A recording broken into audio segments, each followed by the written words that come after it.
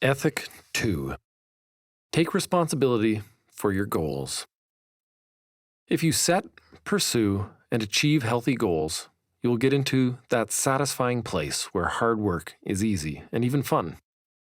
If you set, pursue, and achieve toxic goals, you'll end up numbing your emotions with ice cream, beer, and Netflix. Strive to be your best self. Be clear on your destination. Satisfy your core needs. Set better goals. We're the heavyweight champions of the world, I laughed. Ben Rutledge and I were strutting through the streets of Seville, Spain in red spandex unisuits. Our 8-man boat had just won the World Championships, and we were walking back to our hotel in full superhero regalia. Ben gave a high five to a gawking pedestrian. Well, low five for Ben and high for the short Spanish man. We were living large. We were the first heavyweight men's 8 from Canada to ever win the rowing World Championships. We were on top of the world. 2 weeks later, back on home soil, I was struck by an eerie depression. Winning was grand, yes, but the adrenaline-fueled rush of victory had evaporated. The satisfaction was gone, and just like the after effects of a sugar binge, I felt worse, not better. My goal had not been set properly, and I paid the price. Before Seville, I viewed success as a finish line rather than as a launching pad for achieving more. I now know that it's better to see a goal achieved as a stage set for new goals. From that standpoint, we can take responsibility for more meaningful challenges and feed our core needs. But I was exhausted. My tank was empty, and achieving another goal just seemed like a lot of work. I needed a way to recharge, reframe, and reboot. In the face of low energy, we paradoxically need to imagine new ways of spending our energy that aligns with our values. We need a new challenge that relights our fire. The appeal of a positive future can be a gift in the present moment. From this platform, we can start small and work up the courage to set bigger and bigger goals. If we imagine too big and bright of a future, the challenge becomes too great, and we struggle to take responsibility. Our will evaporates. Instead, we need to find small wins to rebuild our confidence. Peak moments are fleeting, so we need to have tiny goals after the achievement of big ones. If everything is motivated by the attainment of our massive goal, and if there is too much attachment to the outcome and not the values we express in our achievement, we will not achieve what we truly need to be happy. Ironically, we spend a gigawatt of energy to achieve our next gold medal moment, and then, post-victory, we wake up drained, empty, and depressed. Finding small wins creates a positive feedback loop. You take responsibility for a small step, and soon know that a leap is possible. We find these first small wins by being honest with ourselves and asking some tough questions. Where am I right now? What small opportunities excite me? What are my values? How can I take responsibility for one small step forward today? It's more than a journey. You've heard that old saying, I'm sure of it. It's about the journey, not the destination. This statement always rubbed me the wrong way. I remember reading this aphorism on a chalkboard at our gym as my teammates and I trained for our first Olympic Games. I was tired, mildly depressed, and about to tackle a demanding workout. It is about the destination, I thought. Otherwise, why else would I put up with this grind? So, there is something to the destination. The destination we set for ourselves can have a profound impact on our journey. If we set bigger goals for ourselves, we end up achieving more. We can have a better journey and a better destination if we get clear on what we want and how we plan to get there. Yet, having climbed to the top of several metaphorical mountains and some real ones, I've come to another stark realization. Success is wonderful and brief. The journey is often hard and long. If we only focus on the final rewards, our hard work can feel unappreciated. No one will comment when we do well. No one will care when we take on menial tasks that nobody else wants to do. No one cares if you've created your results easily in flow or gotten to this point through bloody battle. This can make us feel bitter and less inclined to put in the necessary hard work. So sure, enjoy the journey, enjoy the now, and guard against being overly attached to outcomes. Yet, If all we do is focus on the present, we sacrifice our future. We risk never reaching our potential or becoming our best self. We get distracted by the next shiny object and end up unsatisfied. If all we do is work for the future, we'll risk losing touch with the abundant, simple pleasures of living. We'll hate the present. It is then very easy to become spiteful and mean-spirited. We can become jealous of others' successes. And there's a worse option than being 100% future-focused or 100% now-focused. It's when we hate our work in the present and have no payoff in the future. If this is you, change something. Take responsibility to redirect your path now. What is the ideal then? Strive to enjoy the present while building towards a better future. Start small and build the courage to act big. Pick a destination that drives you to become your future best self and that also pushes you towards living your best life in the present. Make a clear plan for the future, but focus on the small steps you take every day. Now take this aphorism and write it on your gym chalkboard.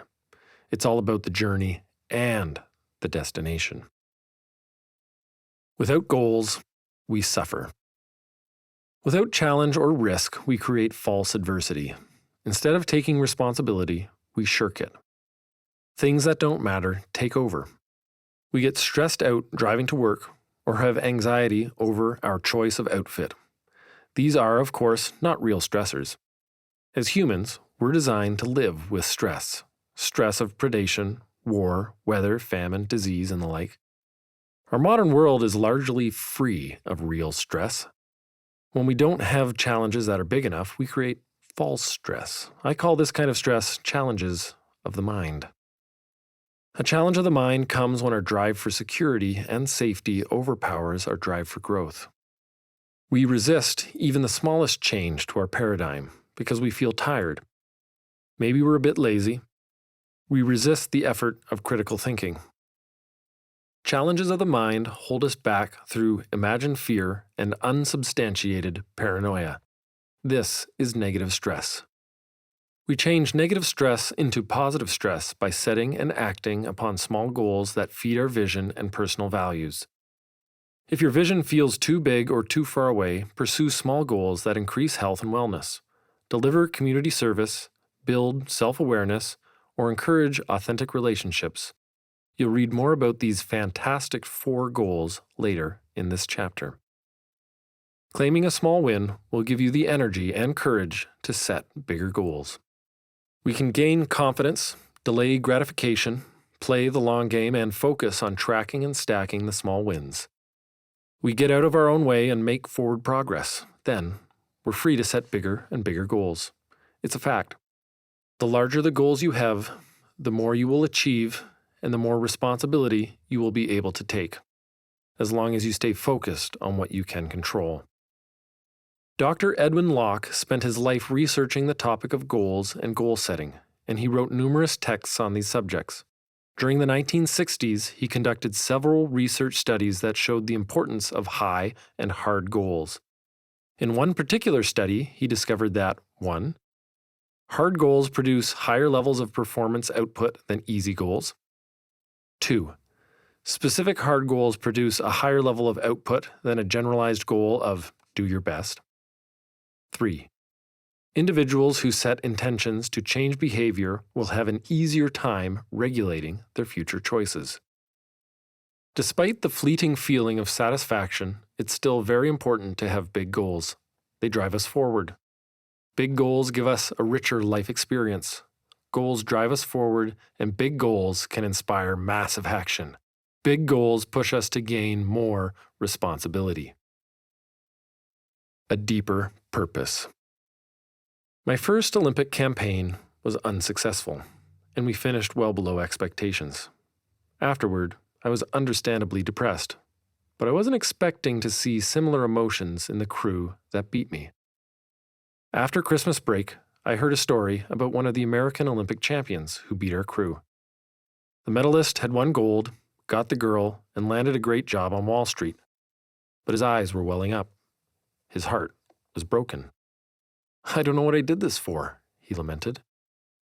We must take responsibility for how we feel after goal achievement. Post-achievement depression is all too common. You're the hero who hits the sales target, the professional that delivers on time, on budget, with no lost time accidents. You get elected or cut the ribbon. Then, after the accolades die down, you feel empty and maybe even depressed. I call this pattern gold medal syndrome. You experience gold medal syndrome when your primary focus is on materialistic goal attainment, and you fail to set your biggest goals in service of your values and needs, your deepest driving forces. This was my experience after winning the 2002 World Championships in Seville. I was gunning for the medal, not for the deeper purpose. Thank God I had scribbled on a yellow post-it note above my desk a resonant reminder from Martin Luther King Jr.'s autobiography. Success is judged by the quality of your relationship with humanity. This aphorism was my own interpretation of King's original quote. We are prone to judge success by the index of our salaries or the size of our automobiles rather than by the quality of our service and our relationship to humanity. When I read King's reflections, I felt as though my relationship with humanity was stilted. The selfish nature of my Olympic pursuit was crushing my drive. I needed more meaning. I needed more purpose. I needed to feel like I was moving forward when my massive goal was giving me no sense of progress. That's why, at the age of 21, I decided to become a big brother. I joined the Big Brothers and Sisters organization and began to mentor an 8-year-old boy who lived with his single mom and sister. We would spend Saturday or Sunday afternoons exploring the outdoors and eating copious amounts of food. We would climb small mountains, go to parks, and search for mini adventures. We would go fishing for shrimp or crab in the coastal waters of Victoria using old bicycle rims covered in burlap and a can of rotten cat food tied to the center. My goal with my little brother was simple: to give back and make the world a little better by having a positive relationship with one young boy. It didn't start with a gigantic goal. Instead, it started with a criminal records check at the local police station. But this small step forward grew into a giant relationship that continues to this day. When my little brother was 16, we went to the Oak Bay Marina restaurant, a swanky oceanside buffet with every type of breakfast and Sunday dinner food you could imagine. I was still training for the Olympics, and my little brother was, 16 and growing. After eating 5 or 6 full plates of food, my little brother went back for another plate loaded with perfectly prepared bacon. After eating half the plate, he moaned, "Oh, I feel sick." "Of course you feel sick," I laughed. "You just ate half a pound of bacon. Now finish your plate. We don't waste food." He couldn't eat another bite. I tried to help, but I couldn't make a dent in the remaining bacon. As we were leaving the marina, our server came up to me. He was in awe. "I have never seen anyone eat as much as you two. You guys definitely beat the buffet." We felt great knowing that we had achieved the buffet-busting breakfast. We ate more than we paid for. But there was a deeper purpose and drive. Young men need to have the freedom and security to test their limits in a non-judgmental situation, guided by older men. My little brother found his bacon limit that day. We had fun, we bonded, and we created memories. Activities like this fed my core needs when I was not training, and this new responsibility allowed me to train harder for the Olympics when practice resumed the next day. Many activities have a negative energy return. We feel more tired after the activity. Hanging out with my little brother, however, had the opposite effect. Every time we hung out, it deposited more energy into my spiritual bank account. Spending time with him had a positive energy return. Serving a deeper need or a higher purpose activates a powerful energy source that helps us achieve our biggest goals. Recent studies have shown that dopamine, a hormone that makes us feel good, is not released upon completion of your goals. Dopamine flows as you pursue your goals that you believe are possible. The moment your goal is achieved, or your goal is perceived as easily attainable, the feel-good chemicals stop flowing. The greater the number of small goals you continually achieve, the more dopamine flows and the more energy you gain to keep pushing for those rare and wonderful peak moments in life. While the lesson here is as old as time, it's not always practiced. The journey creates as much meaning and positive energy as our arrival at the destination. Both the journey and the destination are supremely important. To sustain success, we need to find fulfillment in our responsibility for the process alongside the massive outcome. When the Olympics were 1,350 practice sessions away, I hung out with my little brother and I felt like I had achieved something. I was gunning for something that mattered. Dopamine was released, and that gave me the strength to continue. The Fantastic Four. A key epiphany about goals came to me in a yoga workshop when my Lululemon-clad yoga instructor warned our class against toxic goals. I quickly wrote down her advice, then I went home and dove deeply into the scientific literature. All of us are driven by 4 basic needs. Let's call them the Fantastic Four: community, health, relationships, and self-awareness. The Fantastic Four, along with 3 toxic traits, were uncovered in a landmark paper by Tim Kasser and Richard M. Ryan. Kasser has since spent his academic career studying the link between materialism and well-being. We're interested in how much a person cares about money relative to other things, he said. Research has shown in literally dozens of studies that the more people prioritize materialistic values, the less happy they are. Materialistic goals are extrinsic and push us to achieve recognition, power, and wealth. Extrinsic goals are extremely selfish, self-centered, and egotistical. The research shows that we gain more happiness by setting intrinsic goals that push us to achieve goals for their own sake. Intrinsic goals push us to create a better mindset and a better heart set, and to achieve our higher self. Intrinsic goals, like the Fantastic Four, push us to happiness, fulfillment, and authentic success, while extrinsic goals lead us to anxiety, depression, and success that leaves us feeling empty inside. Kasser's 3 most toxic goals: money, status, and physical beauty. The overt pursuit of these goals lowers satisfaction, removes energy, and reduces pleasant emotions like happiness, contentment, and joy. Chasing money, status, and physical beauty also increases negative emotions like depression, anxiety, fear, anger, and sadness. What's more, the pursuit of these goals will increase the likelihood of abusing substances like cigarettes, marijuana, prescription drugs, and alcohol.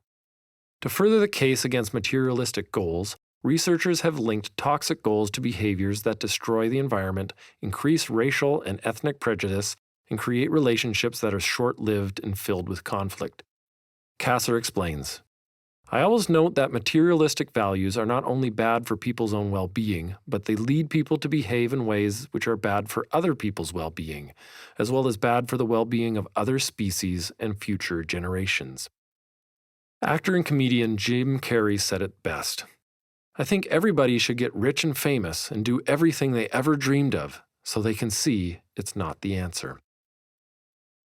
Adore the Fantastic Four. Take it from me, the yogi, and the scientists. We could all use a little less of the toxic 3 and a lot more of the Fantastic Four. 1. Community value. The highest form of community service is good business. How can you use your current vocation to make a difference in the world? What can you do that will effectively serve more people? Will your goal outcome make many people happy? If you cannot fulfill this need through your vocation, can you volunteer somewhere and give back? Where can you serve the community that will give you positive return on energy? 2. Health and wellness. What small change can you make to enter into a higher state of energy and positivity? Less garbage in your pie hole? Extra movement added to your day? Consumption of more positive media? Will the outcome of your goal leave you sicker or healthier? 3. Authentic relationships. Pick the 5 relationships in your life that matter to you the most. Bring your best self. How can you be a better partner? How can you be a better friend, mentor, parent, sibling, child? When your big goal is complete, will you have better or worse relationships with the people who matter most to you? 4. Self-awareness. How can you be more you And I don't mean being the authentic a-hole type who is comfortable in their self-absorbed, passive-aggressive, and insolent self. I mean, how can you be more of your best self? How will the realization of your goal help you discover more about yourself and help you live your ideal life? Set clear strategy. There's nothing like the thought of rowing 4,000 miles across an ocean in a tiny boat to clarify your thinking on effective strategic planning and goal attainment. I'd employed SMART goals, taught SMART goals, and coached SMART goals for nearly a decade with varying success prior to my expedition to row from Africa to North America, unsupported, in a 29-foot rowboat. However, launching into a 4-year planning process brought the shortcomings of the SMART planning philosophy into clarity. In case you're rusty, SMART is an acronym that stands for specific, measurable, action-oriented, realistic, and time-bound. SMART goal setting forces us to pick up the gauntlet of logic and embrace rational thinking. That said, the SMART goal method doesn't account for, nor does it capitalize on, the innate emotional and collaborative nature of big projects. Nor does this method allow you to adjust for changing outcomes. With my life and the life of our crew at stake, effective planning was paramount. Rowing across an ocean with no support boats while conducting research and executing an educational curriculum spurred an intensive search for a versatile planning tool that could help propel our expedition successfully. The result was the creation of the clear strategic planning methodology. Since my expedition across the Atlantic, I've worked with hundreds of corporations globally, run my own business solutions consultancy, and directed a low-carbon social enterprise on Vancouver Island, Canada. When I'm planning, I use the CLEAR goal setting and strategic planning tool. CLEAR stands for collaborative, limited, emotional, appreciable, and refinable. Clarifying each element of CLEAR will keep you moving towards and past the biggest outcomes you can imagine. Clear goals. Collaborative. Goals must include a social framework to drive momentum and completion of a task. Who will you work with to achieve this goal? Limited. Goals must be limited in both scope and duration. They must have simple metrics so that someone who is not you can objectively determine if your goal has reached completion. How will you and others know that this goal is achieved? Emotional. Goals should make a sincere and undeniable emotional connection to your core and the core of your team members. Why should you achieve this goal? Why do those you serve care? Appreciable. Large goals must be broken down into smaller actions and reasonable milestones so that results can grow over time. What are the small steps? What are the bigger steps? What are the weekly, quarterly, and yearly milestones? Refinable. Goals must be set with a headstrong and steadfast objective, but as new situations or data arise, refine and modify your targets. Anticipate change. Plan for risk. Create the best case scenario, worst case scenario, and most likely scenario. Make sure the best case and worst case are dramatically different than the most likely scenario. As with any successful tool, implementation and consistency is the key. I employ the CLEAR goal method to both personal and professional pursuits.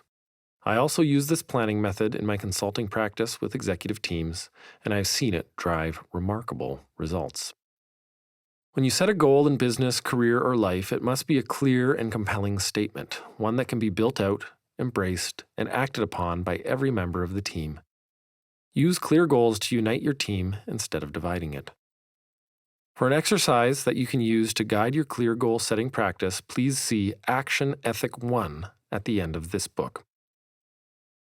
Strengthen your ethic. Start to imagine your next gold medal moment. What do you want more of? What do you want less of?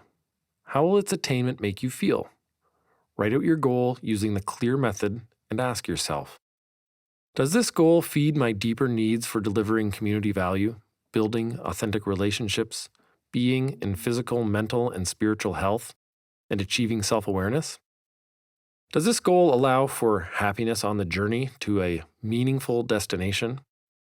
Once this goal is completed, Where could it launch my following efforts? Take at least 1 point from below.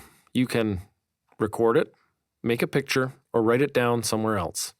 Embrace the responsibility ethic and apply this lesson to your life. 1. Set small goals after achieving big goals. 2. Acknowledge the inevitable post-achievement low that will drive you even lower if your goals are toxic. 3. Change your negative stress into positive stress by setting small goals. 4. Set bigger goals to achieve more. 5. Focus on the deeper values and character traits that drive continued success. 6. Identify activities in your life that have been a positive energy return. 7. Learn to recognize fame, beauty, and wealth as toxic goals. 8. Find more fantastic goals that increase community value, health, relationships, and self-awareness. 9.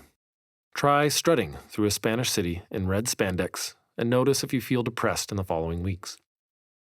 10. Use competition to help find your best and worst qualities. 11. Write out your next gold medal moment as a clear goal. 12. Read the questions in Action Ethic 1 at the end of the book to help you set a better clear goal with your organization. 13. Say to yourself, my success comes from hard work, continuous learning, and persistence.